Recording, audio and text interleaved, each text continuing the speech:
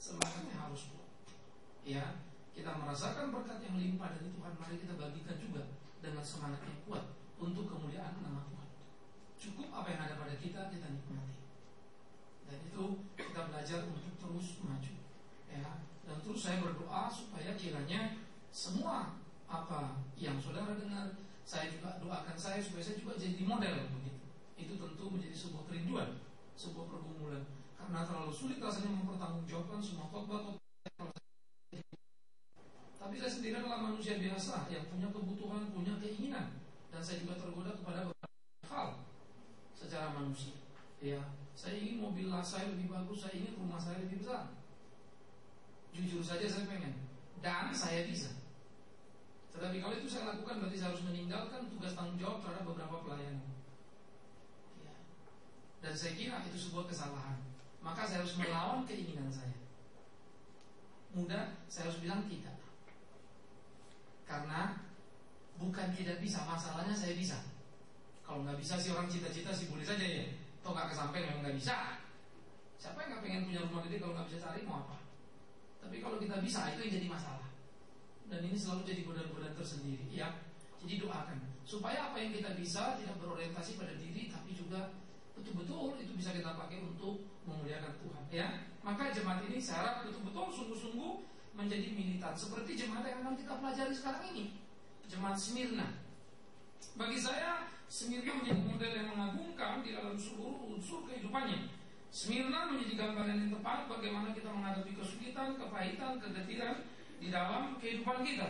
Smyrna menjadi model yang pas, jemaat yang tidak cengeng, jemaat yang tidak ribut hanya untuk meminta kelepasan, hanya untuk apa, tidak ada kesulitan.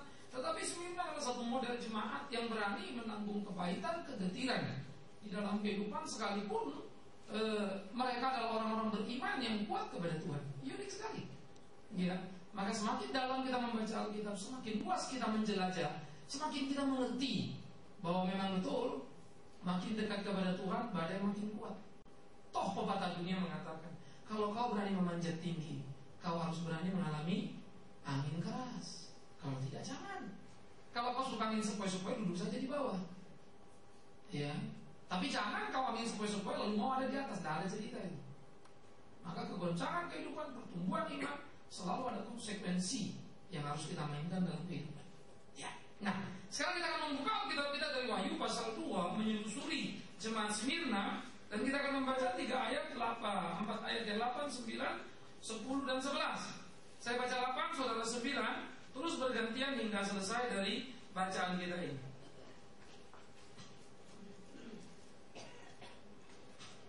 Wahyu pasal 2 ayat 8 sampai 11. Dan tuliskanlah kepada malaikat jemaat di Smyrna, inilah firman dari yang awal dan yang akhir, yang telah mati dan hidup kembali. Aku tahu usaha muda dan kesibukanmu, namun engkau kaya dan kemiskinan mereka yang menjadi dirinya orang yang tinggi, tetapi kamu sebenarnya tidak demikian, sebaliknya mereka adalah jemaat iblis. Jangan takut terhadap apa yang harus engkau derita. Sesungguhnya iblis akan melemparkan beberapa orang dari antaramu ke dalam penjara, supaya kamu dicobai dan kamu akan beroleh kesusahan selama 10 hari. Hendaklah engkau setia sampai mati, dan aku akan mengaruniakan kepadamu mahkota dari kitab kehidupan. Mahkota kehidupan. Siapa? Ya. Yang menyenangkan apa yang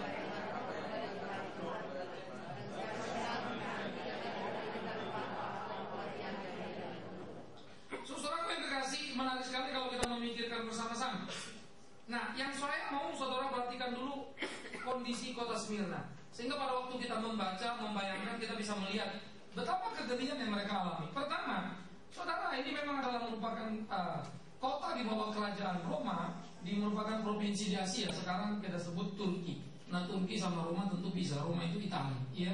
Turki menjadi negara sendiri. Di abad pertengahan jatuh ke dalam kesultanan dari Salahuddin, terus berkembang dan mempunyai kaisar cukup terkenal yang namanya Ottoman, yang juga pernah menjajah Israel, masuk ke Israel ya. Kemudian yang kedua, ini merupakan kota pelabuhan di pantai Laut Egea ya. Di sana juga banyak sekali lembah yang subur seperti Hermus dan beberapa tempat, sehingga daerah ini menjadi daerah yang kaya dan makmur. Kalimat ini tolong perhatikan. Smyrna, kota yang kaya dan makmur. Disitulah jemaat itu miskin. Oke. Perhatikan baik-baik. Smyrna berada di daerah yang kaya dan makmur, tetapi mereka ada dalam situasi yang miskin. Ya, mereka merupakan sekutu setia dari Roma, Smyrna ini, sehingga didirikan di sana kuil bagi Kaisar Tiberius yang waktu itu masih hidup sebetulnya, sebagai bentuk perwujudan mereka. Nah, ini juga yang menjadi titik masalah nanti, di mana orang-orang Smyrna dipaksa untuk datang ke kuil menyembah patung Kaisar Tiberius. Karena mereka tidak mau, maka mereka dianggap menjadi ancaman politis. Kalau sampai ke telinga Roma, ada penduduk Smyrna tidak mau menyembah patung di Tiberius, kan jadi masalah berat nanti. Tidak menunjukkan kesetiaan yang kuat kepada Roma. Nah, ini bisa jadi bahaya. Nah, itu sebab menjadi titik permasalahan yang paling serius kepada orang-orang di Smyrna pada waktu itu, dan mereka mengalami keguncangan yang cukup mengerikan. Ya, nah, saudara, inilah yang kita bisa data dulu bagaimana jemaat di Smyrna di tengah-tengah pergumulan kehidupan mereka mengalami kepahitan, kegetiran yang sangat luar biasa. Nah, sekarang kita melihat bagaimana jemaat Smyrna di tengah-tengah situasi seperti ini. Apa yang Tuhan Yesus katakan tentang jemaat Smyrna? Kita lihat. Kristus tahu pertama apa? Kesusahan Smyrna. Dia tahu kesusahan Smyrna. Smyrna mengalami kesusahan yang sangat luar biasa karena Smyrna ditekan di dalam kehidupannya, dihimpit secara sosial dan politik, mengakibatkan mereka mengalami kesusahan yang berat sekali. Tuhan tahu. Ingat dulu kalimat ini ya. Kristus tahu kesusahan Smyrna. Nah, akibat kesusahan itu ternyata tidak berhenti pada tingkat kesusahan-kesusahan yang mereka alami, baik secara sosial maupun politik, baik terhadap hak pribadi yang tidak lagi mereka peroleh, tidak lagi mereka dapatkan. Mereka seperti orang tawanan di dalam penjara, susah sekali hidupnya. Ya, padahal mereka adalah orang-orang merdeka, tapi karena sikap yang mereka ambil, tidak mau menyembah patung, itu mengakibatkan mereka harus mengalami pengisolasian secara politis yang memang akhirnya menjadi cukup berat, yang harus mereka tanggung risikonya. Tetapi mengagumkan sebenarnya. Saya suka kalimat Kristus tahu. Maka Tuhan berkata, aku tahu kesusahanmu. Gitu ya. Apakah cukup hanya aku tahu kesusahanmu? Tidak. Yang kedua, Kristus juga tahu kemiskinan dari Smyrna. Kenapa Smyrna miskin? Karena tadi secara sosial politik mereka mengalami tekanan-tekanan. Jadi pada waktu itu, saudara-saudara yang kekasih, ya, ada beberapa catatan-catatan penting di dalam kehidupan orang-orang Kristen di era lampau. Jadi kalau mereka mau dagang, jual, gak ada yang beli. Mereka mau beli, gak ada yang jual. Artinya transaksi ekonomi ditutup. Nah, kalau sudah begini, serajin-rajinnya orang kerja rajin, ya tetap saja akan jadi masalah. Mau dari mana mereka bisa kaya kan? Lah, gak ada peluang. Jadi bukan mereka pemalas. Jadi miskin mereka bukan karena malas. Tolong perhatikan. Banyak orang Kristen miskin karena malas, lalu teriak-teriak minta tolong Tuhan. Ya, kadang-kadang saya anggap ada banyak hal yang tidak fair pada diri kita. Cepat sekali berteriak pada Tuhan, padahal kita tidak pernah hidup atau lakukan apa-apa dalam hidup kita, atau paling tidak kita bisa berkata cara hidup kita salah, tidak tepat. Jadi ada kesusahan. Yang kedua, ada kemiskinan. Nah, kemiskinan ini coba kita bandingkan dulu Ibrani pasal 10 ayat 34. Siapa yang ketemu tolong baca. Ibrani pasal 10 ayat 34.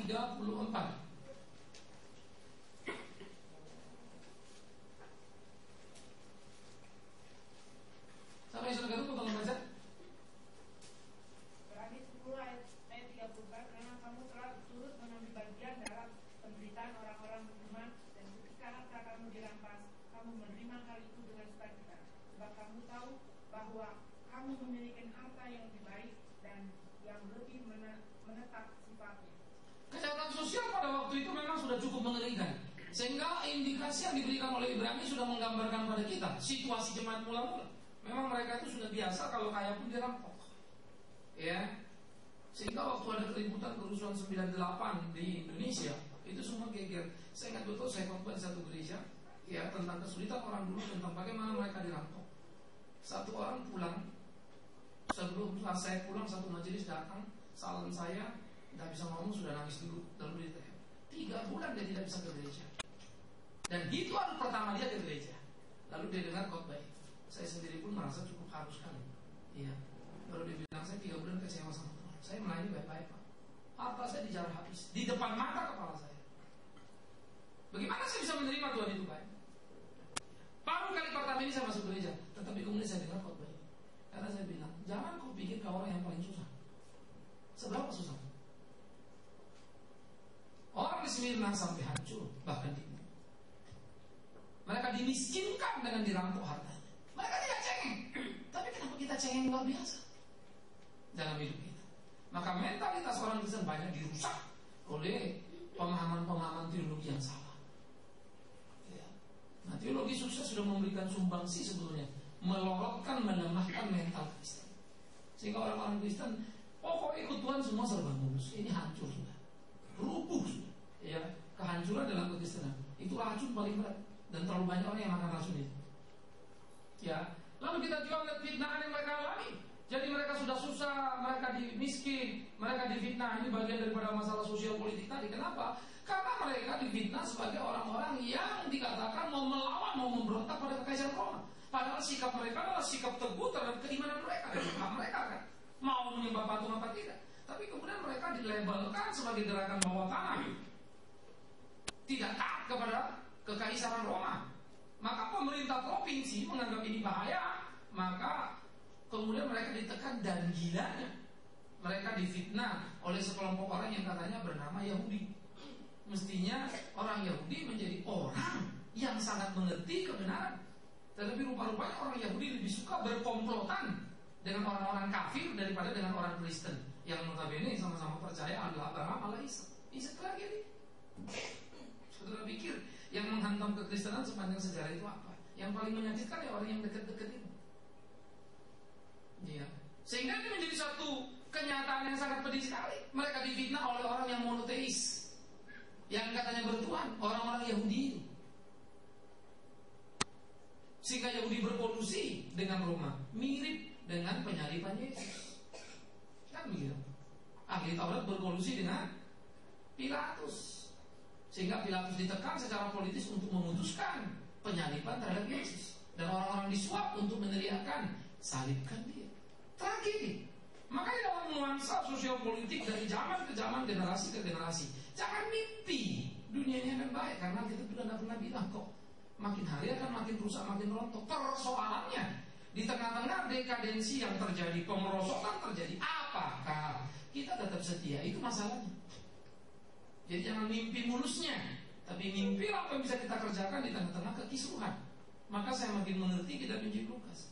Seluruh permasalahan adalah kesempatan untuk bersaksi. Hebat Alkitab itu. Padahal mana mau kita mengalami persoalan.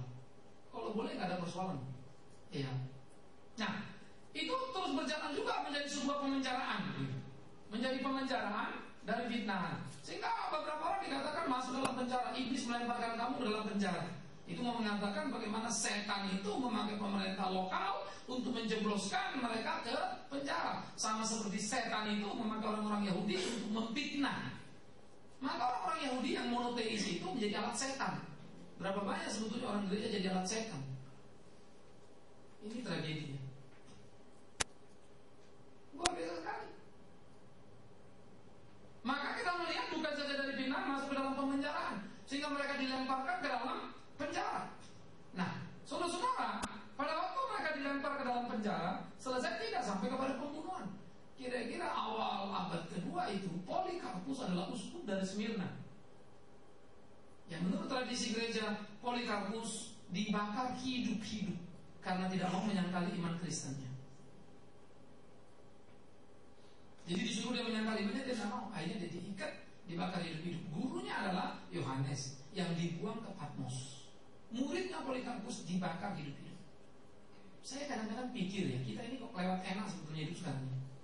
Mati pun mesen, kalau boleh lagi tidur nggak bangun-bangun ya Tuhan.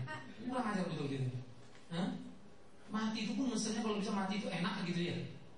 Apa kita tidak pernah berpikir bagaimana martir itu mati? Kenapa kita tidak berdoa supaya kalau ada kehormatan kita boleh mati seperti mereka mati, kan begitu? Maka enak sekali mereka menghadapi kematian sampai kepada tahap pembunuhan. Dan ini terjadi banyak di Smyrna. Sehingga dieksekusilah para pemimpin-pemimpin, para tokoh-tokoh untuk membekukan, untuk menghentikan gerakan kekristenan. Tetapi gerakan Kristennya tidak pernah berhenti, makin dibunuh, makin merambat, dan terus makin bertumbuh dan makin berkembang. Maka saya bisa berkata sebetulnya kita sekarang ini kelewat cengeng dalam pertarungan kehidupan kita. Ya, kita kelewat memanjakan diri kita. Ya. Sehingga kita akhirnya bekerja ditentukan oleh lingkungan kita, bukan lagi kita yang menentukan lingkungan kita.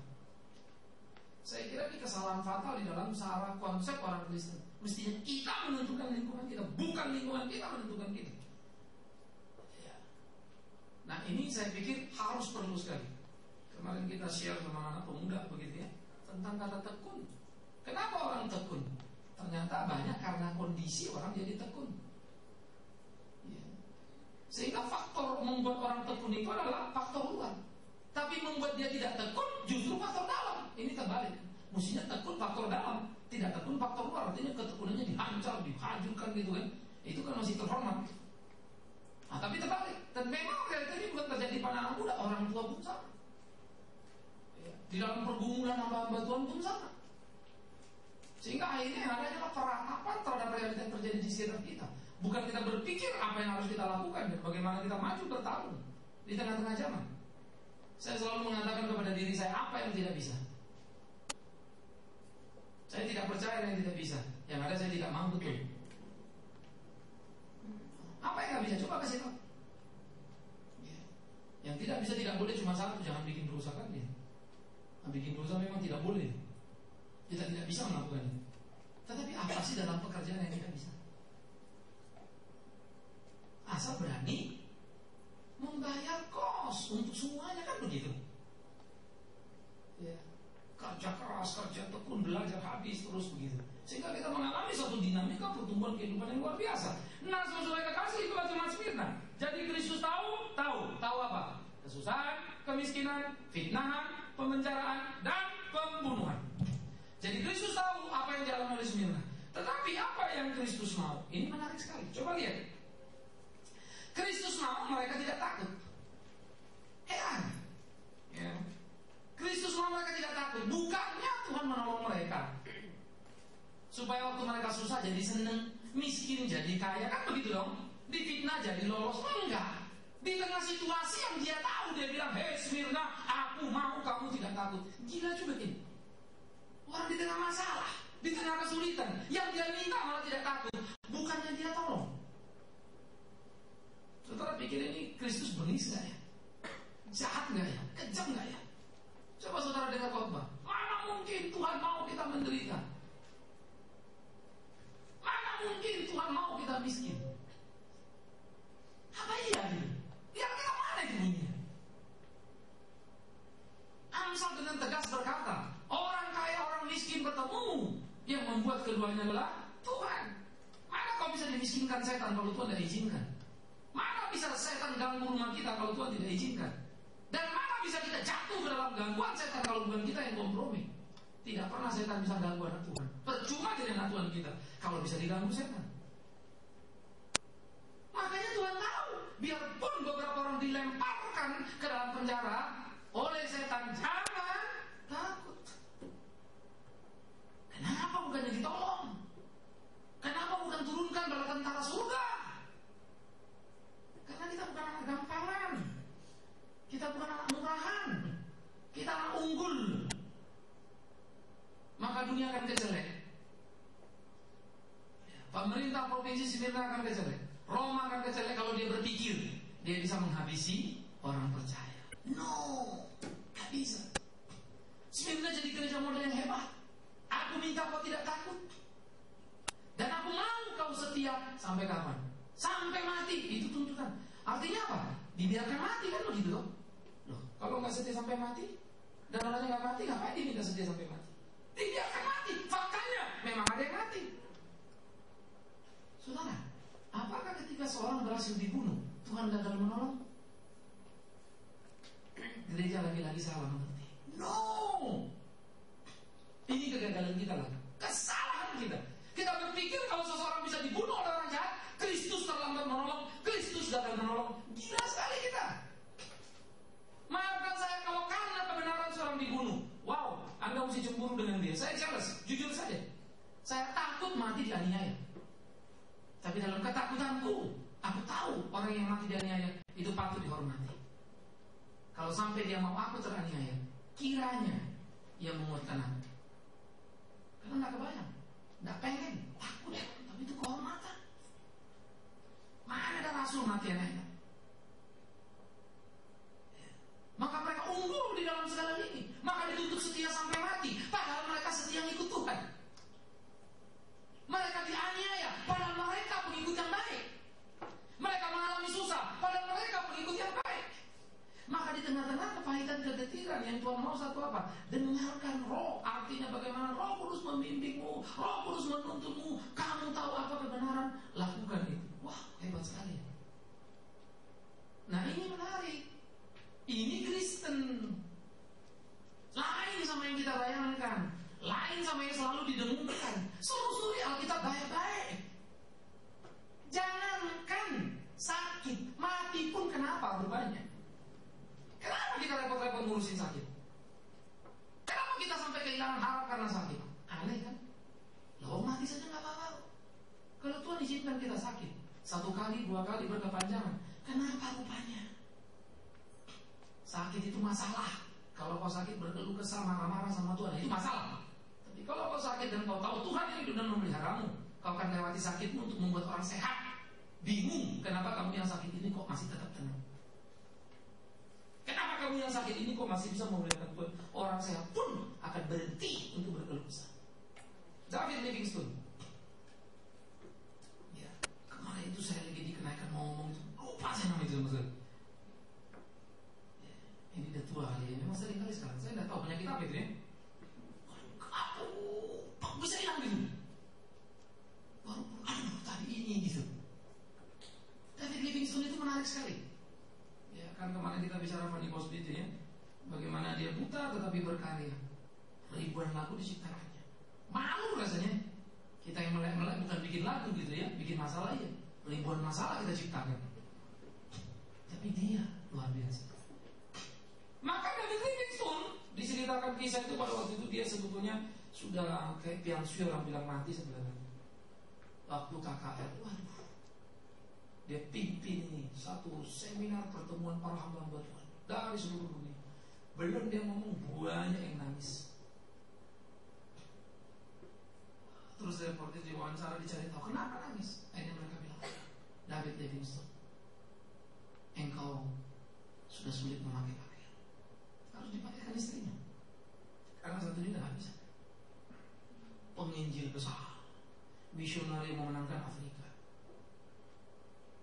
Engkau tetap setia melayani Tuhan. Kami sehat, tapi kami suka berkeluh kesah pada Tuhan. Bayangkan, ini pendeta sama pendeta. Saya mulai membayangkan kalau saya hadir di situ, mungkin kalimat yang sama akan saya ucapkan. So, you are the great man. Orang besar, luar biasa. Karena dalam kelumpuhan kau jadi berkata yang hebat. Dia menjadi pengkhotbah yang sudah berkhotbah sebelum dia berbicara. Wah, hebat ya. Kenapa kau sakit? Apa yang kau takutkan? David Livingstone sebelah. Makanya saya agak bingung kalau kerja sekarang terlalu sibuk cuma mau cari pendeta mana yang bisa sembuhin orang sakit. No. Forget it. Kau berhak untuk sebuah kesembuhan kalau Tuhan mau. Siapapun termasuk anakmu yang kecil yang belum tahu apa sekolah minggu, suruh doa sama mamanya. Anak sekolah minggu saya itu umur 11 tahun. Saya ajar mereka selalu berdoa. Saya ingat betul bagaimana malam itu mereka mengalami kesulitan. Lalu doa buat papa mamanya, buat mamanya yang sudah tidak bisa bangun. Papa belum pulang, mesti bawa ke rumah sakit, bukan dokter. Panasnya tinggi sekali, tidak bisa bangun. Tuhan, papa belum pulang. Aduh, lugu sekali bahasanya. Mama sakit, mesti bawa ke dokter. Tuhan, gimana? Tolong sembuhkan mama. Makanya bilang, pakai tukang beca. Aku cari beca itu daerah masih dulu Tomang itu perumahan masih jalan tanah. Baru mau pergi keluar, kakaknya teriak satu lagi. Mereka kembali. Lu balik, mama udah bisa jalan, udah bisa duduk, udah bisa jalan, udah sembuh. Wow, luar biasa kan? Nggak pakai dalam manusia kami tengking, setan kami tengking, hutan belau, hantu belau, segala macam. Aduh, bahasanya lugu banget loh. Mama sakit, papa belum pulang. Tuhan gimana ini? Tolong sembuhkan mama.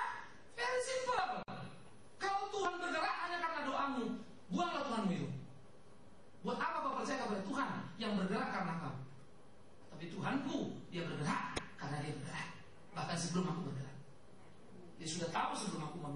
bangga punya Tuhan begitu. Saya rela salah ditampar oleh dia, karena memang saya salah. Saya tidak akan cengeng hidup mengikut dia. Sebab itu hidupku yang kuhitung, bukan apa orang perlakukan pada saya, tapi apa yang saya bisa lakukan dalam hidup saya. Nobody perfect. Betul. Maka dalam ketidaksempurnaan ku kerjakan apa yang bisa ku kerjakan. Saya kira itu semangat yang harus kita bawa. Itu Smyrna. Sehingga saudara mulai membayangkan betapa banyaknya kesalahan konsep, betapa rusaknya zaman kita sekarang oleh karena berbagai pengajaran-pengajaran. Tetapi memang jujur saja sangat menyenangkan telinga kita, sangat menyenangkan rasa kemanusiaan kita. Anak Tuhan sakit tidak bisa, pasti sembuh. Dari mana kau tahu ayat itu? Apa Paulus itu bukan anak Tuhan, anak setan itu? Hanya karena dia sakit sampai mati. Apa Timotius itu anak setan hanya karena gangguan pencernaan dan tidak pernah dikabarkan dia sembuh? Nanti dulu. Apakah kau menyebut Lazarus yang miskin itu ujung kepala ujung kaki borokan itu anak setan hanya karena dia mati dalam keborokannya? Ingat orang kaya yang sehat itu pergi ke neraka. Think about that. Itu loh kekristenan. Maka Smyrna memberi kita inspirasi betapa jemaat itu tangguh dan bukan cengeng. Iya. Saudara, apapun yang ada pada kita, mari kita nikmati. Kita punya rumah, puji Tuhan. Kita tidak punya rumah sendiri, puji Tuhan. Yang penting hidup kita bagaimana kita melakukan yang menjadi kehendaknya. Dia pasti tolong kita, dia pasti bimbing kita, dia pasti pimpin kita. Maka terlalu banyak dalam sejarah gereja bercerita. Penulis karya itu bukan cuma Malik Crosby yang buka. Ada banyak orang-orang yang cacat. Mereka menulis lagu bagus sekali sampai sekarang ratusan tahun. Iya, lagu sekarang datang 1 tahun, tahun depan udah nggak tahu kemana lagi. Tahun ketiga sudah kelihatan salahnya semua. Kan begitu. Termakan terus. Lagu bermutu selalu panjang, abadi, jiwanya lain. Maka kadang-kadang saya bingung, orang bisa ngomong gitu, iya kan? Bagaimana ceritanya lagu tercipta? Iya, saya lagi mandi tiba-tiba kepikiran tuh saya nyanyi. Saya tulis deh. Waktu saya bilang gila ini. Lu lagu tentang Tuhan lagi mandi. Kurang ajar betul ya. Pergumulan apa itu? Itu inspirasi rendahan, maafkan saya. Kau akan menemukan inspirasi yang indah ketika mengalami benturan-benturan dalam kehidupan. Paling dalam langsung tahu. Makanya lagu-lagu sekarang tak bedanya seperti lagu umum, cuma diganti kata-katanya saja. Yesus Tuhan itu saja kumpul. Walaupun kita harus akui ya, ada cukup beberapa lagu-lagu yang saya lihat cukup baik dari sebuah kerangka berpikir yang cukup baik. Tetapi kalau mau jujur, lebih dari 50% tidak memenuhi standar sebagai lagu Kristen. Jangan bicara musik, saya musik relatif. Saya bicara syair, bicara isi. Tapi syair hidup orang Smyrna hebatnya. Aku tahu kesusahanmu, aku tahu kemiskinanmu, aku tahu kau difitnah, aku tahu kau dipenjara, aku tahu kau dibunuh, aku minta, aku mau, kau jangan takut. Wow, kenapa Tuhan? Apakah kau akan menolongku? Oh no, kamu tetap setia. Sampai kapan Tuhan? Sampai kau datang? Tidak, sampai kau mati. Jadi kau tidak akan melepaskan aku dari penjara. Kapan kau lepaskan aku dari penjara? Smyrna nggak tanya. Itu maumu, itu kulakukan. Itulah Polikarpus. Mati, dibakar, hidup-hidup hanya karena percaya pada Kristus. Hina? Oh no, yang hina justru yang sekarang tidak mau dibakar untuk Kristus. Yang hina justru kita sekarang kehilangan semangat drive, fighting spirit kita itu untuk Tuhan. Kalau kita ingat cinta Tuhan, bagaimana kita bisa hitung-hitungan sama dia? Betul nggak? Dia sudah mati menebus dosa kita. Mau bagaimana kita bisa hitung-hitung? Orang kosong itu kan. Kecuali kita anggap penebusan dosa itu rendah. Ya kemarinlah kita hitung-hitungan dengan dia. Tapi kalau enggak ya ini, maka dibilang dengarkan suara roh dan aku mau kau jadi pemenang. Gila ini kayaknya. Masa kita udah suruh tempur sendiri, kan kesannya begitu toh? Lalu Tuhan bilang, aku tahu kau susah, aku tahu kau dipenjara, aku tahu kau difitnah. Aku mau kau, jangan takut. Setialah, dengarkan suara roh, jadi pemenang. Lah Tuhan ngapain? Kau cuma di surga duduk-duduk, suruh aku begini. Apa iya? Itulah kesalahan kita. Karena pertama kali kita percaya kepada Kristus, kita sudah dikuasai oleh roh Tuhan. Pada waktu kita dikuasai oleh roh Tuhan, dipimpin oleh Roh Kudus, pada waktu itu status kita sudah jelas. Kita adalah bangsa pemenang. Roh di dalam kita lebih besar roh dunia ini. Kemenangan kita adalah kita tidak akan lagi jatuh dan berbuat dosa mengikut setan. Ketika kita bersalah berdosa, langsung kita klik, Tuhan ampun saya salah. Kita bukan budak setan lagi. Itu.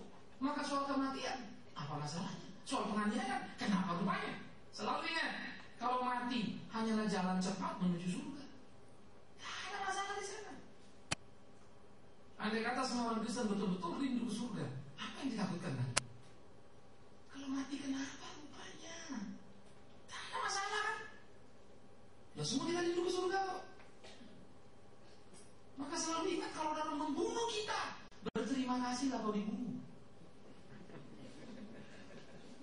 Yes, saya selalu mengatakan pada diri saya takut dibunuh, takut saya mati.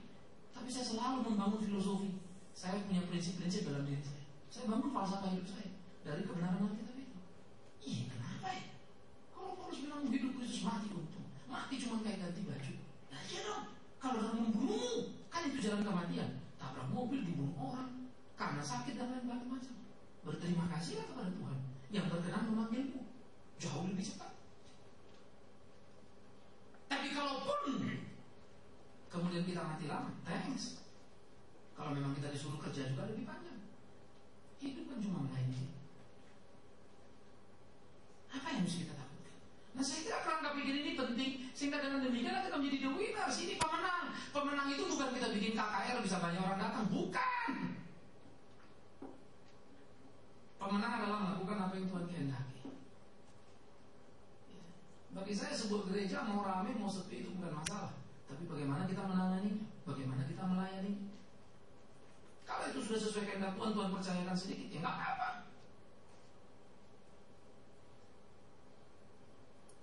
Kita garap, kita jalani, kan begitu.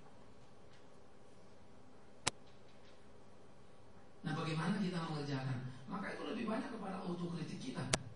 Kita bertarung, kita bergaul di tengah kehidupan kita. Kalau saya cerita misalnya Mika bertumbuh berkembang, dia mau begitu terserah dia. Di benakku ini 20, 50, 80 sekolah kalau bisa seumur hidupnya. Tapi entah dan entah pun saya nggak tahu.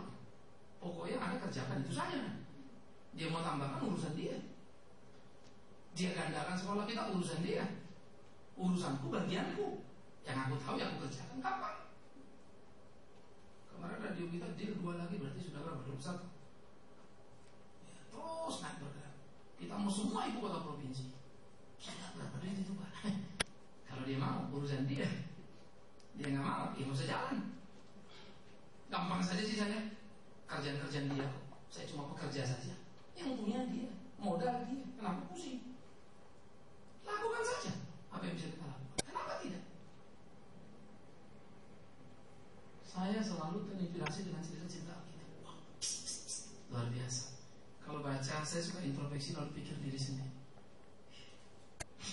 Ini kalau gue ditangkap apa yang gue lakuin? Langsung tak call pengacara. Banyak pengacara teman gue. Dari yang paling top sampai kelas bawah. Pasti ngantri mereka datang. Ada nggak teman yang kenal presiden? Ada. Yang kenal wakil presiden? Ada. Yang kenal Kapolri? Ada. Kenal Pak? Yes. Bisa dipanggil? Bisa. Kadang-kadang saya gila ya. Ngapain takut lagi? Iya ya. Nggak takut karena punya teman yang hormat sama saya yang bisa panggil Kapolri. Ini kan kacau di kota ini. Jadi saya pikir-pikir kadang-kadang makin bergaul ke atas, makin rusak juga iman kita. Tapi apa? Iya karena itu. Pikir-pikir lagi, masa iya salah sih bergaul ke atas? Kan bukan kan? Tapi tentang siapa? Yourself, myself, diri kita kan ya? Ya, bagaimana kita menyikapi semuanya? Saudara coba pikirkan baik-baik ya. Bagaimana kita menyikapi semuanya? Itu penting. Sehingga ini jadi pergumulan serius dalam kehidupan kita. Ayo maju step. Buah hidup kita akan bisa kelihatan kemana-mana. Itu Smyrna. Nah, disitulah saudara Kristus mengatakan apa? Mari kita lihat. Ini janji Tuhan bagi Smyrna. Pertama, kamu tidak menderita karena kematian kedua. Mereka menderita, yes, tapi tidak karena kematian kedua. Maksudnya apa kematian kedua? Mati pertama, kita mati karena dosa. Mati kedua waktu kita mati. Ternyata orang percaya matinya 1 kali, hidupnya 2 kali.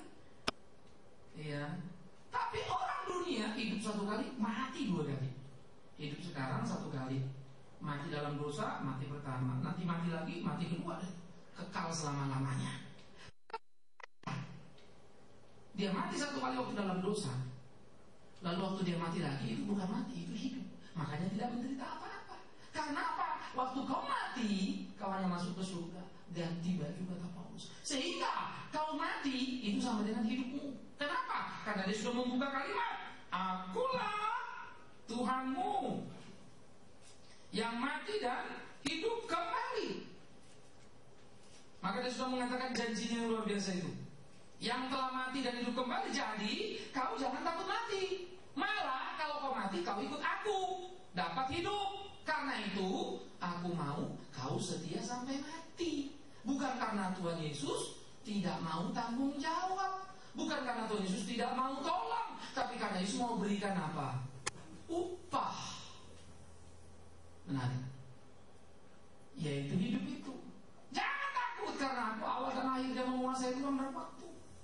Jangan takut karena dia tahu semuanya. Jangan pikir dia gagal karena dia tidak menolong. Karena itu lakukan memberikan kepada mahkota abadi. Hai Smyrna, ini janji Kristus. Tapi Kristus tidak janji kau hidup tidak ada masalah. Di mana ayatnya itu? Kristus tidak janji kalau kau hidup nggak akan sakit. Di mana ayatnya itu? Kalau kau hidup nggak sakit ya puji Tuhan. Iya. Tapi kalau kau sering begadang nggak karu-karu ya sakit juga. Saya pendeta pelayanan, tapi saya kurang disiplin sebenarnya ngambil waktu sekarang. Berapa hari terakhir ini saya nggak keliling terus nih. Saya hitung jam tidur saya 4 jam, 5 jam, 4 jam, 5 jam kurang. Ya. Mestinya orang kayak saya sudah ada masalah jantung, ideal 7 jam. Orang nggak jantungan aja 7 jam. Kemarin baru dapat 6 jam malam ini. Paksain pulang dari rumah saudara langsung tidur. Dapat 6 jam. Karena setengah 6 saya udah mesti bangun lagi. Tapi gara-gara tidur itu, kemarin beberapa bacaan belum selesai terbaca dah. Informasi jadi udah kurang. Nggak sempet lagi nonton berita malam. Padahal itu saya butuh juga, tapi saya mesti tahu lagi kan gitu. Ini udah 2 minggu, 3 minggu terakhir ini, ya. Cek. Karena kesibukan. Waktu kemarin jadi nggak jadi berenang lagi. Ya salah sendiri kalau jadi kurang sehat. Kan gitu. Ada beberapa hal yang mesti saya kerjakan. Sabtu sebelumnya juga lalai. Jadi kalau saya sakit, saya justru minta ampun sama Tuhan. Tuhan ampun, ini aku yang salah ini. Kurang tidur aku. Suruh bayi ganti aku tidur, supaya tidurmu jadi ketidurku. Kan jahat sekali kan? Ngapain saya capek-capekkan dia? Ngapain saya salahkan dia? Saya yang salah kok. Ngerti? Kenapa kita teriak dia? Saya salah. Mestinya saya begini, saya begitu. Rutin saya biasanya minum mengkudu pagi. Baru saya sadar, udah 1,5 ini gak minum mengkudu. Ya. Maka bulu kuduk pun berdiri sudah. Ada sesuatu suplai yang kurang kan begitu. Kolesterol kolesterol sih gak terlalu naik, asam urat mulai naik kencang. Kenapa? Pikir-pikir lagi, memang begoku sendiri. Makan kadang-kadang udah gak hitung-hitung lagi. Udah malam pulang, biasa orang pak makan. Saya tiap hari minggu, Pak nanti bapak kalau dari sana ya pulang kita makan dulu ya. Banyak yang baik sama saya, tapi yang baik-baik ini jadi masalah juga. Tiap malam saya makan enak, jadi makan malam kadang-kadang lupa. Balik makan ngobrol, selesai jam 12:30. 1:30 pagi baru pulang puji. Wah mereka tanya-tanya, kita senang juga kan melayani kan. Tahu-tahu besok pagi yang lain dan nunggu lagi, bengkok lah kan. Sampai rumah 1:30. Jam 1 ini makanan belum turun ini. Bayangkan lah kalau kawan kita yang kita makan kan bego itu kan, yang enak itu. Tahu kenapa bego enak? Hah? Dulu di Gadara, ingat di Gadara ada orang kerasukan setan kan? Terus Yesus datang itu, setan keluar. Wah setannya teriak-teriak kan, tolong jangan suruh kami keluar, kami masuk ke babi-babi itu. Terus kami, oke masuk babi, keluar kau. Masuk ke babi langsung terjun babi itu lah. 2000 ekor enak kan? Masa aja itulah babi enak. Karena apapun ada setannya selalu enak. Naik klub kan juga enak, ada setan kan ya. Apa aja yang ada setannya enak, termasuk babi.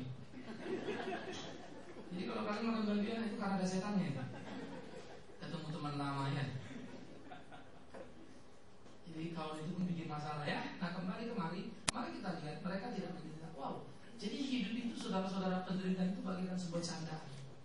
Hebat. Tapi janji Kristus tolong perhatikan ya. Bukan dibilang kau tidak mati, bukan dibilang kau tidak menderita waktu itu, tapi waktu kau tidak menderita adalah kematianmu bukan apa-apa, karena itu hidupmu. Kenapa? Aku menjamin aku yang sudah mati dan hidup kembali, sehingga mati sama dengan hidup. Aku yang awal dan akhir, aku tahu semua. Maka kalau aku biarkan itu terjadi, bukan karena aku tidak tahu apa yang aku kerjakan, aku mau kau alami. Dan ada mahkota abadi bagimu. Judul hidup kita beda-beda. Ada yang model Philadelphia, nanti Philadelphia juga bagus ya, paling dipuji, mulus hidupnya. Tapi ada yang model seperti Smyrna nih, saudara-saudara kita di China, Rusia, orang-orang Kristen yang setia gitu ya. Mereka mengalami tekanan dari tekanan komunis. Yang ada di Bangladesh, negara-negara lain mengalami tekanan model Smyrna. Hebat ya. Nah disitulah Tuhan menjanjikan dan menolong kita di tengah-tengah kehidupan kita. Mari sekarang kita evaluasi sedikit sebelum kita masuk tanya jawab. Gereja masa kini punya penyakit, tidak suka kemiskinan. Maka khotbah yang paling kita sukai, percayalah kepada Tuhan, 50 rupiah jadi 50 juta, amin, amin.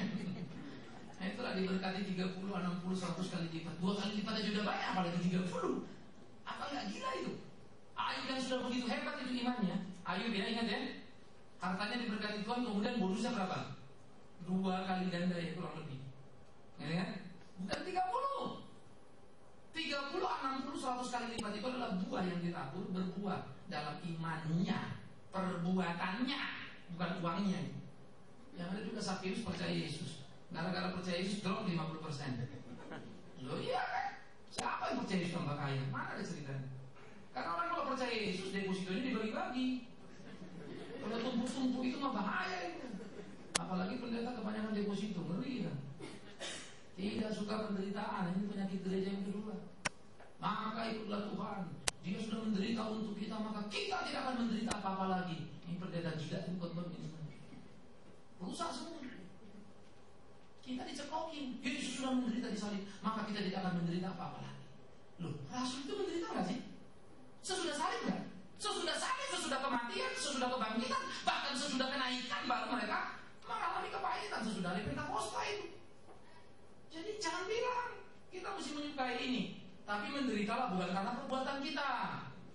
Ya kita ganggu orang, dipukul kita ya tak merasakan lah itu. Jangan bilang ini salibku, bodoh sekali, nggak boleh. Ya tidak suka kesetiaan, karena kita sangat temporary dalam bergerak, dalam bertindak hidup kita. Tidak suka kematian. Maka doa kita selalu berikan aku umur panjang. Nggak boleh Pak? Boleh. Namun kehendak mulai jadi. Kalau panjang, terlalu panjang umur kita juga nggak enak. Bayangkan kalau sampai 150, tipis kita. Tiup angin, goyang kiri, goyang kanan, susah kita. Iya, tante umur berapa tante sekarang? Berapa? Tante berapa? 72. Enak gak hidup? Ada banyak susah gak? Ada kan? Kalau suruh pilih ke surga apa tinggal sini, pilih mana? Surga kan? Memang iya, cuma belum dipanggil aja. Nah maka kalau dipanggil happy kan? Betul lah. Coba pikir-pikir, capek kita ngeliat hidup ini. Nanti selesai kita udah berjuang, anak ya, anak udah selesai, cucu, cici, terus itu punya masalah itu. Maka kalau kita tua, kita berdoa supaya cucu, cici ini baik-baik semua, kan begitu kan? Tapi kalau sampai 150 kan tipis. Gimana itu berat itu? Jadi nggak selalu masalah. Kematian itu menyenangkan, ya. Tapi tolong kalau teman kita naik motor, wah buang tabrakan lalu mati. Memang menyenangkan kematian. Ayo lagi duduknya itu. Jangan dulu buru-buru ke sana. Apalagi trek-trekan tadinya kan, selip waktu mati begitu. Jangan bawa ayat ini, tolong. Itu mati misteri itu.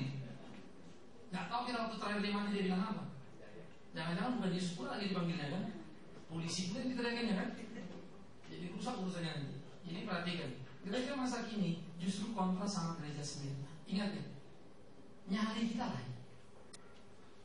Maka orang-orang Gereja kalau dengar khotbah Smyrna mereka, wah puji Tuhan, mereka alami. Walaupun sekarang sudah agak sedikit lost ya. Politiknya itu sudah agak sedikit melepas. Jadi Alkitab sebenarnya sekarang sudah nggak perlu terlalu disebutkan lagi. Lain dengan dulu. Oke, yang terakhir. Ya, nah disinilah sebetulnya tangga pertumbuhan iman. Kita ada satu penyeleksian menuju pada pertumbuhan, penguatan, dan pemulihan. Kita mesti memperhatikan saudara. Inilah sebetulnya jalur penderitaan. Ya. Kalau kita menderita, kita sedang diseleksi. Kalau kita terseleksi dengan penderitaan, kita bertumbuh. Kalau kita bertumbuh dengan penderitaan, kita kuat. Kalau kita kuat dengan penderitaan, kita pulih. Pulih di mana? Pulih di tengah kesakitan. Pulih di mana? Pulih di tengah tekanan. Ditekan-tekan, tapi sudah strong. Gitu ya. Makanya Paulus bisa nyanyi di penjara. Penjara, ingat itu. Mereka bisa nyanyi di kedukaan. Mereka mentertawakan kesakitan. Mereka mengolok-olok penderitaan. Sampai Paulus bisa bilang apa? Hai maut, di mana sengatmu? Gila itu. Ya, kalau saudara mengerti filosofi of life, filosofi of death, itu Paulus itu luar biasa tuh bilang. Hai maut, di mana sengatmu? Nantangin. Hah? Di mana sengatmu? Padahal kita masih jiper terus, lakukan terus. Kan begitu ya. Berat ya. Jadi saudara di sini kita bertumbuh bersama, kita sadari betul. Jangan pernah cengeng karena kita, tapi bertarung dan jadilah pemenang. Nikmati pertarungan yang ada. Tuhan tidak pernah menunda. Oke, saya stop sampai di sini supaya ada waktu kita untuk berdiskusi tanya jawab. Mungkin saudara mengalami kesulitan. Iya Pak, tapi berapa lama? Tapi kan gak gampang Pak, ternyata berat. Gimana caranya? Silakan. Oh Pak, katanya gak boleh susah. Kalau gitu ngapain ikut Yesus kalau susah juga? Oke, Anda boleh bertanya, jangan sungkan. Ya, untuk meluruskan seluruh pemahaman kita. Mau tulis silakan tulis. Yang mau mulai tanya langsung silakan angkat tangan supaya mainnya dikasih.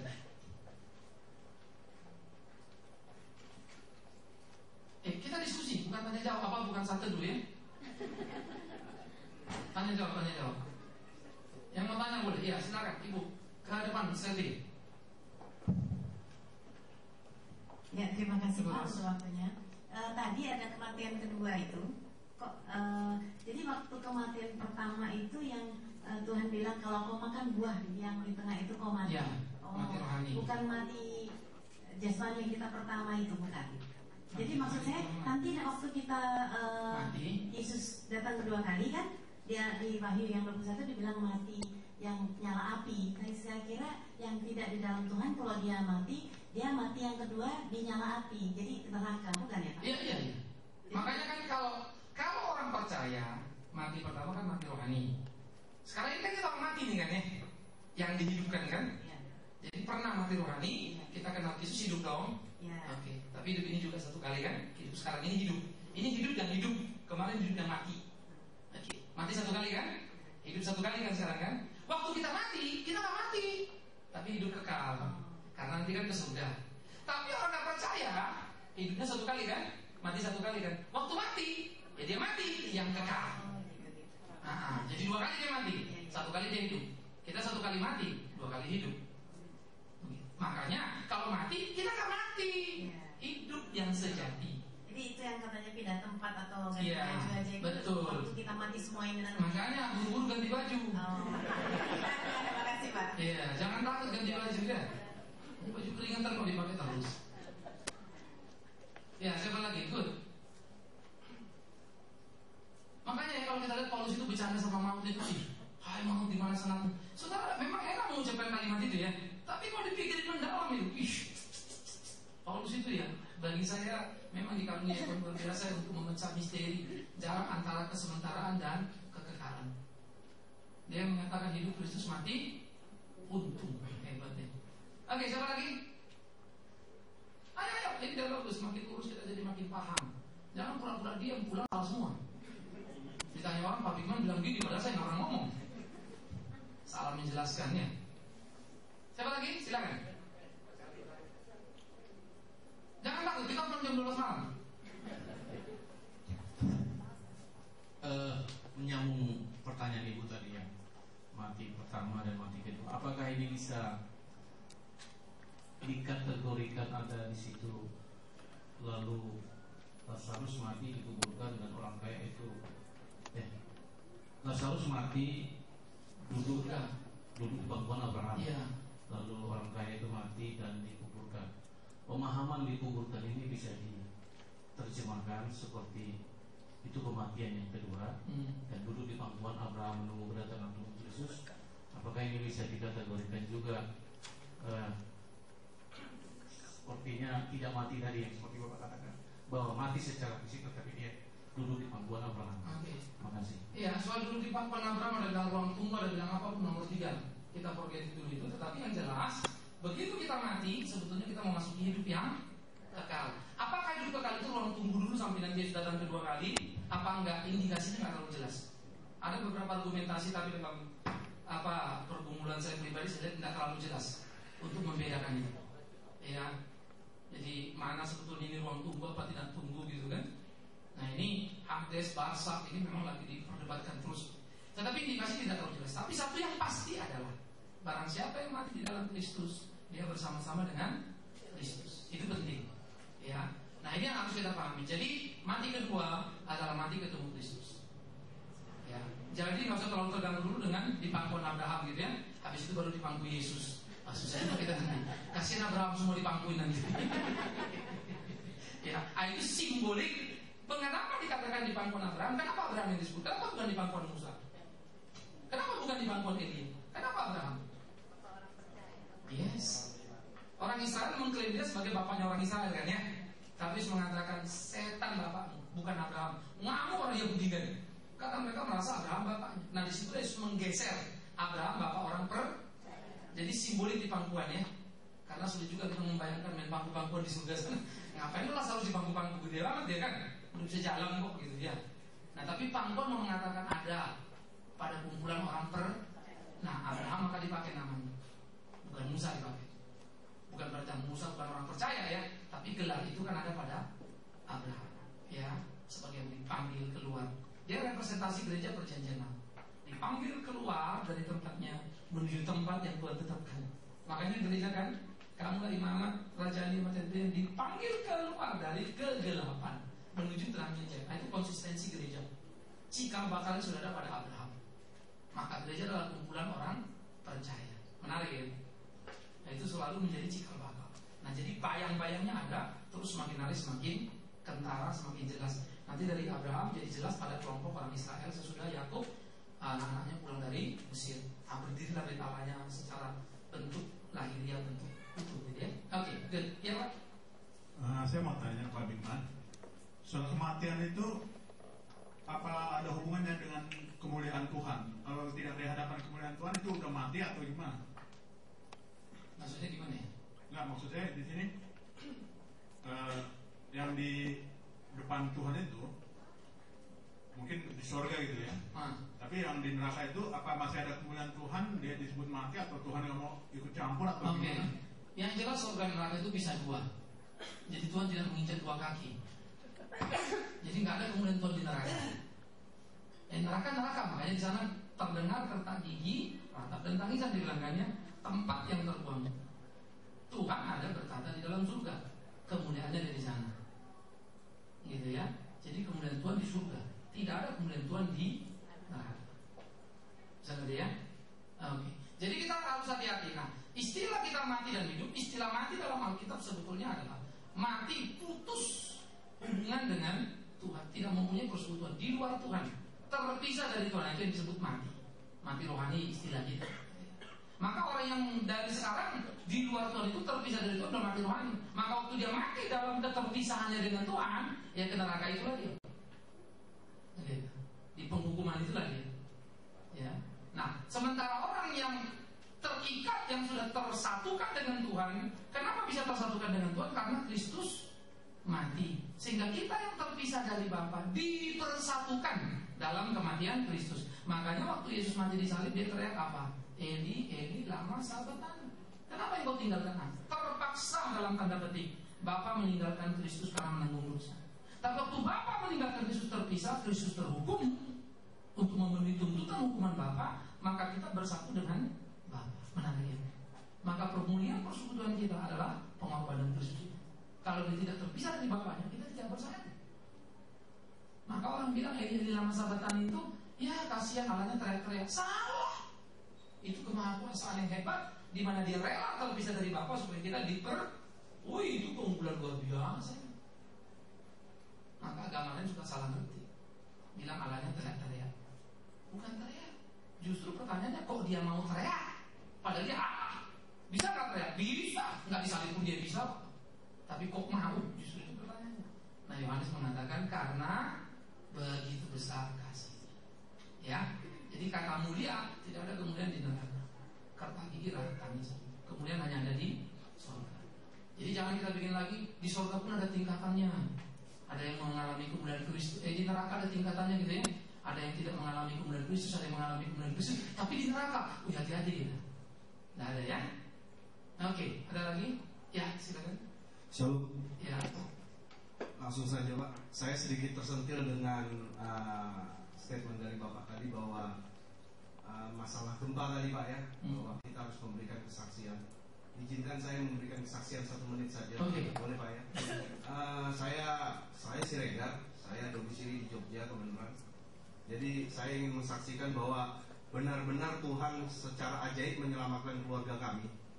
Hari Selasa kemarin rencananya saya sendiri akan ke Jakarta berkaitan ada acara keluarga, tapi secara feeling mungkin Tuhan secara ajaib mengirim kami semua sekeluarga ke Jakarta. Dan secara juga ternyata hari Sabtu kemarin ada bencana. Saya tidak bisa berpikir bahwa kalau keluarga saya ada bayi, ada anak kecil, ada istri di sana saya tinggalkan, bagaimana gundahnya, bagaimana gelisahnya, di mana sekian ribu orang korban di Jogja. Saya tidak habis pikir itu. Komunikasi juga cukup sulit kemarin, tidak bisa berhubungan. Dan puji Tuhan, saya mempunyai suatu garis bawah mungkin dari kesaksian saya ini, bahwa kalau Tuhan berkenan, mungkin tadi secara di dalam khotbah disebutkan Tuhan mampu untuk berbuat demikian kepada jemaatnya. Tapi saya juga mempunyai kesaksian bahwa Tuhan mampu untuk melindungi jemaatnya. Kalau Tuhan sudah berkenan, ujung rambut kita pun tidak akan disentuh oleh Tuhan.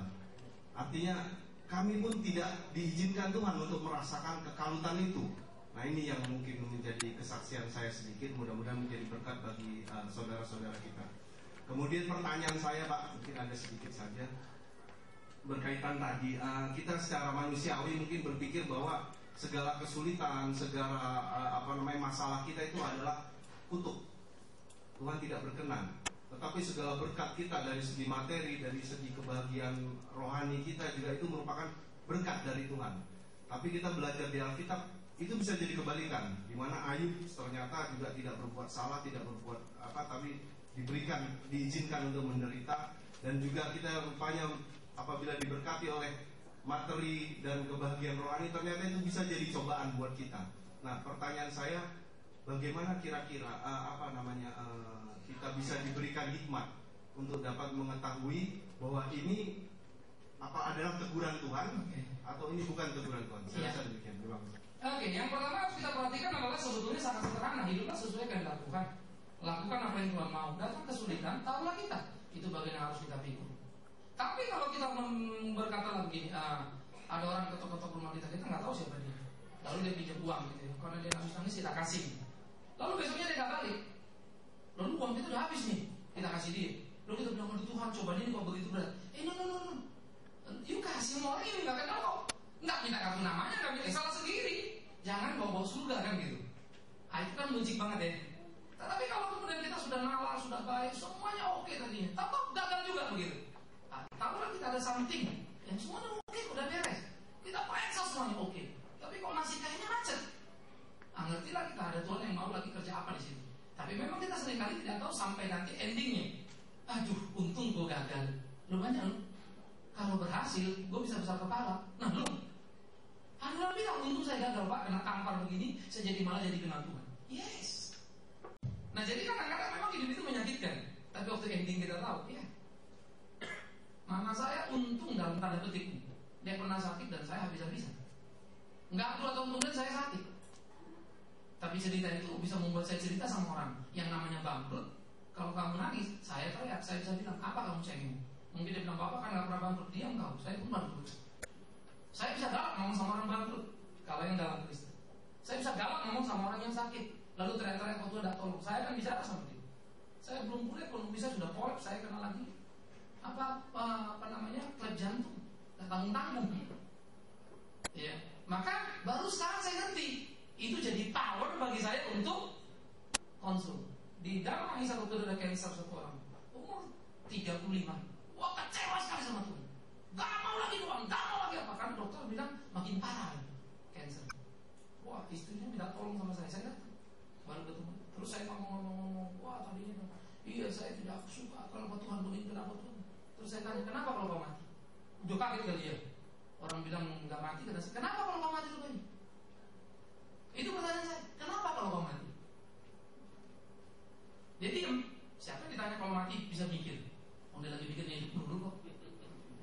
Nah, terus saya ngobrol-ngobrol sama dia. Kalau Tuhan mau kau hidup hari ini gampang. Tapi kalau Tuhan kau mau mati, jangan kau lawan dia. Sekarang kau berdoa, Tuhan mau apa? Kau tahu nggak? Nggak tahu. Ya sudah, jangan ajarin Tuhan. Apa yang dia mau saja kau nggak tahu, kau ajari dia. Ayo kita berdoa sama-sama. Minta dia bertindak. Mau? Mau Pak. Kita doa. Berapa hari kemudian istrinya cerita sama saya, sering nangis, terus dia doa, baca Alkitab gitu ya. Seminggu kemudian istrinya telepon, sudah dipanggil Tuhan. Kadang-kadang Tuhan pakai kita lain-lain. Dan saya bukan satu kasus ini ya, ada beberapa kasus. Sampai kadang-kadang saya suka mikir, kalau orang disuruh menyembuhkan, membangkitkan orang mati, kayaknya pengantarin orang mati ya. Doa mati. Ya? Sudah berapa? 2 tahun geletak sama. Dengar radio, mau dengar tapi marah juga begitu ya. Saya diminta doain lagi, kita ngomong-ngomong, ya dia nangis ya, kita juga haru. Terus gak ketemu lagi. 1-2 tahun kemudian ketemu lagi istrinya di satu perjalanan. Pak, ingat saya bilang sorry, saya lupa. Lalu dia cerita, dulu ya bapak 2 suami saya bla bla bla. Oh iya. Kenapa? Puji Tuhan Pak, 2 minggu sesudah itu suami saya pergi dari dunia. Bayangkan lah ya. Nggak tahu udah berapa aku hitungnya. Kayaknya aku ngantarin orang semua ke surga ya. Tapi puji Tuhan lah kalau itu caranya aku. Yang pasti mereka mati tenang, berdamai dengan Tuhan. Kan memang itu panggilan kita kan. Untuk apa kalau dia sembuh terus bikin dosa lagi? Tapi jangan bilang juga cuma itu. Maka kadang-kadang orang pikir karena saya rasional berpikir ya, nggak percaya mujizat. Memang gitu. Padahal kemarin saya juga banyak orang yang berdoa sama saya by phone. Doa nih, kita doa sana. Terus besoknya dia telepon lagi saya, udah lupa karena berapa ketemu by phone. Pak, doakan sekarang apa ini cucu saya sakit. Kenapa ini kan begitu? Ya. Kenapa mesti minta saya doakan? Saya juga selalu tanya. Katanya doa saya chest plan. Apa ini chest plan saya bilang? Waktu dulu kan suami saya sakit, bapak yang doain, saya juga lupa kan? Ya minta doa, saya doa dong. Rupanya langsung sembuh. Sekarang cucunya, saya bilang udah salah kau. Tak boleh begitu. Tuhan yang sembuhkan, bukan nikmat Sirait. Nah kalau aku teruskan ini, jadi takut kemana-mana. Apa nggak dicari orang aku untuk berdoa? Murahan sekali ya. Jangan takut. Sembuh kenapa rupanya? Apa hebatnya? Kalau mati kenapa rupanya? Apa salahnya? Gitu ya. Nah isi saja. Tapi hidup yang mengenal Tuhan, itu yang paling penting. Begitu ya. Nah ini harus kita terus. Tante satu ada udah umur 73. 73 apa? 75 atau 7 berapa? Kemarin masih pimpin KKR. Telepon lagi tadi. Kemarin, iya. Saya lagi mau pimpin komunitas itu. Pak Pendeta, doa lagi saya mau pergi ke Batam, mau KKR lagi. Tante, apa itu? Hebat sekali, semangat sekali. Kemarin Pak Pendeta doa saya kayak terbang di mimbar. Tadi dia baru pengapuran, terus kena penyakit jadi pincang-pincang gitu. Naik mimbar udah selewat. Waktu keluar di mimbar udah semangat. Turun jalan semangat banget. Sampai semua orang pada kaget. Loh, kamu bukannya sakit? Hebat. Pak Pendeta Bigman doa saya kayak terbang. Coba pikir, apa saya mesti klaim itu? Bodoh sekali saya. Hari Minggu dia minta saya datang, saya mesti khotbah. Buka dulu dalam doa, terus pergi lagi. Hanya minta untuk buka dalam doa. Tapi rupanya cara mereka mau jadi saya doain sesuatu. Ini tante terus datang. Pak Pendeta tumpang tangan sama saya. Udah saya doa sama dia. Sudah doa, selesai saya pulang. Lah, dia begitu ya dia kesaksian. Makanya mau pergi Batam, minta lagi saya doakan. Apakah saya mesti bilang ke seluruh dunia? Aku berdoa menunggu terbang. Yang benar saja lah, kan gitu ya. Maka termasuk juga yang kamu alami. Tuhan mau kamu ada di sini, good boleh. Tapi waktu di sana pun bukan berarti Tuhan salah. Ingat ya. Andai kata kamu di sana, lalu baby kamu mengalami kesulitan, ingat Tuhan mau berdialog dalam bentuk yang berbeda. Nah itu Tuhan kita. Tidak ada yang salah. Ya, dia selalu pelihara kita. Tapi dia tahu kapasiti kita. Gitu loh. Nanti next kamu sudah lolos sekarang ini ya, udah enak gitu kan. Besok kalau ditampar Tuhan lebih sulit. Jangan marah. Thanks Lord. Ada yang berat. Puji Tuhan. Maju lagi. Nah kita naik. Jadi ada waktu kita ngalamin nggak punya uang atau punya uang. Saya ngalamin. Iya. Sakit mama saya habis-habisan. Saya sakit. Wah selesai. Begitu selesai. Duit saya banyak banget. Rupanya simpati orang dengan sakit saya kan saya pernah share ya. Ngasih saya beli lagi. Karena lagi aku hernia. Mau operasi. Nggak ada uang. Bukan nggak ada uang sebenarnya. Uangnya ada tapi berpelayanan. Pakai lagi jadi tertunda-tunda. Setahun setengah tertunda. Sobek kiri kanan juga. Bukan kiri lagi. Kiri kanan. Tapi gara-gara itu saya dapat mami yang baik. Jadi mami saya sekarang. Orang kaya besar. Saya sakit dia datang. Kadang-kadang nggak ngerti ya Tuhan bikin dialog ya. Lain loh. Udah jadi kalau udah ketemu dia ketawa-ketawa lucu begitu ya. Kemarin dia ulang tahun 75 saya diminta tulis. Saya kesaksian itu saya masukkan di situ. Waktu mereka cerita wah mami baca nangis kemarin. Ya harus saya juga harus ingat peristiwa itu gitu. Lalu dia 75. Tadi orangnya itu udah sulit gitu ya, kena cancer. Kita doa. Saya selalu bilang kenapa kalau cancer? Maju bersaksi. Wah, Allah kalau orang sudah bisa beli semuanya, nggak bisa beli kesembuhan kan kayaknya shock banget ya. Mau berobat kemana sih dia nggak bisa. Tapi kemudian ada pikiran berubah. Betul nih, mati sekarang nggak peduli. Mau sakit biar. Sekarang saya mau bersaksi saja. Jadi banyak orang cancer di Singapura yang kolek-kolek tidak mau di skemo, dia datang. Kenapa kamu? Wah dia ngomong-ngomong. Dia sendiri udah ngalamin. Jadi banyak orang dikuatkan sama dia. Padahal dia sendiri masih sakit. Ini mau ngomong apa coba? Hebat deh. Jadi dulu dia tidak bisa terima, sekarang dia bisa terima. Maka kita ada tangga yang kita lewati ya, kita nikmati. Maka waktu kamu pulang ke Jogja cepat lihat kiri kanan. Mana kita bisa tolong kita tolong. Itu penting. Ya, dibantu semua yang bisa bantu. Kabar-kabar kita bisa bantu apa? Oh gereja sini sedang ini, kita bisa bantu apa kabar? Dan saya kira itulah hidup kebersamaan kita. Kita mungkin tidak bisa kasih banyak, kita bisa kasih apa, kita kasih apa. Ya, itu penting. Sehingga dengan demikian kita makin menikmati kebersamaan kita sebagai tubuh Kristus. Ya, puji Tuhan. Tuhan memang sangat luar biasa. Dia bisa bikin banyak hal. Ya, ada orang bersaksi, puji Tuhan, saya ditabrak mobil tidak mati. Puji Tuhan. Ya, satu lagi kesaksian, puji Tuhan, anak saya ditabrak mobil. Dia langsung kolapс masuk rumah sakit. Terakhir dia cuma bilang sama saya, mama, Yesus panggil saya langsung jalan. Mamanya bilang, puji Tuhan, anak saya mati, dia bertemu Tuhan Yesus. Kita nggak bisa ngomongnya. Satu lagi selamat, satu lagi mati. Tapi dua-duanya puji Tuhan. Itulah Tuhan kita hidup. Dia ada di mana saja pada situasi apa saja. Jangan pernah takut. Nanti kita ketemu Philadelphia mulus sekali kayak hidupnya. Enak banget gitu. Smyrna lain, Smyrna salah, no. Philadelphia benar, no. Sama-sama benar dua-duanya. Tapi pada sisi yang berbeda. Nikmati pergumulanmu, nikmati kesulitanmu, nikmati kesenanganmu, nikmati apa yang diberi padamu. Tapi satu awas, jangan pernah lupa pada dia. Bersyukur untuk apa yang dia izinkan terjadi sehingga kita bisa jadi gereja yang utuh dalam hidup kita. Ya, selamat berjuang, maju terus, dan kita terus saling mendoakan, terus saling mendukung. Ya, sampai di sini kita akhiri sesi ini. Satu hal kita doakan juga nanti Pak Mur Santoso yang biasa ibadah dengan kita, namanya Bu Boro ya, mertuanya Pak Iben, pemain keyboard kita, rumah mereka gempa, kena, jadi ambrol semua. Ya. Nah ini memang dia kemarin SMS bilang, betul saya waktu telepon ngomong sebentar tuh putus lagi, ngomong putus lagi, karena saya biasa mau ngomong terus. Tapi ini SMS yang bisa lolos, itu pun unik. Dia bangun pagi-pagi, dia baru sembuh dari sakit, baru keluar rumah sakit, dia olahraga, dia jalan. Karena udah pada bangun, ya gempa kan ketahuan sempat keluar. Sampai kita nggak bisa ngomong lah ya. Jadi akhirnya, tapi saya senang waktu dia bilang, sekarang kita ronda Pak, di dapur umum begini. Ya good point. Saya juga inform ke dia apa yang kita bisa bantu. Nanti kita lewat situ ya. Dari situ mungkin lewat kamu juga nanti kita bisa lihat kita bisa bantu apa. Kita kerja. Ya, kita boleh kecil secara kuantiti, tapi tidak secara kualitas. Kita harus melakukan apa yang bisa kita. Pasti Tuhan tolong kita, Tuhan pimpin kita, Tuhan menggerakkan kita. Ya, jadi maju terus, jadilah jemaat yang bersaksi. Kita berdoa. Tuhan terima kasih untuk apa yang bisa kami renungkan dari firman-Mu. Terima kasih untuk kesaksian Smyrna, luar biasa. Ajar kami untuk hidup takut akan Engkau, melakukan kehendak. Kami juga berdoa bagi saudara kami yang ditimpa musibah di Jogja. Tolong mereka jaga dalam kasih-Mu, hiburkan di tengah kesusahan, kuatkan dalam kelemahan. Biar Tuhan yang mencukupkan apa yang menjadi kebutuhan mereka dalam keadaan kehendak Tuhan sendiri. Dan Kami berdoa bagi mereka yang dililit kedukaan, berikan penghiburan dan kesadaran. Tuhan tidak pernah meninggalkan, khususnya yang percaya pada. Yang belum percaya, kiranya itu boleh menjadi jalan untuk mereka boleh mengerti kehendak Tuhan dan mendapatkan kekuatan penghiburan. Kami berdoa bagi saudara yang kasih, Pak Mur Santoso, ibu dan anak yang ada juga di Jogja. Musibah yang menimpa mereka, masih mereka bisa syukur dalam hidup yang mereka alami. Terima kasih. Terus berikan kekuatan kegairahan iman.